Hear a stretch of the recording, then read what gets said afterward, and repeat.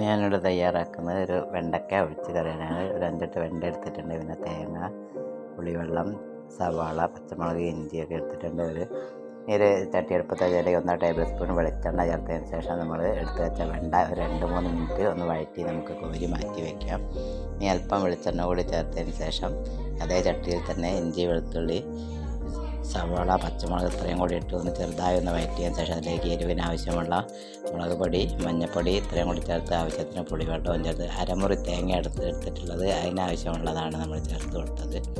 വെള്ളവും ചേർത്ത് ആവശ്യത്തിന് ഉപ്പും ചേർത്ത് ഒന്ന് തിളച്ച് വരുമ്പോൾ നമ്മൾ വറുത്ത് മാറ്റി വെച്ച വെണ്ടയ്ക്ക അതിലേക്ക് ഇട്ട് നല്ലതുപോലെ ഒന്ന് വേവുന്നവരെ മൂടി വെച്ച് അതിനുശേഷം നമ്മൾ അരച്ച തേങ്ങ അതിലേക്ക് ഒഴിച്ച് നല്ലതുപോലെ ഒന്ന് ഇളക്കി യോജിപ്പിച്ചതിന് ശേഷം കറിവേപ്പിലയും കൂടി ചേർത്ത് കൊടുക്കണം.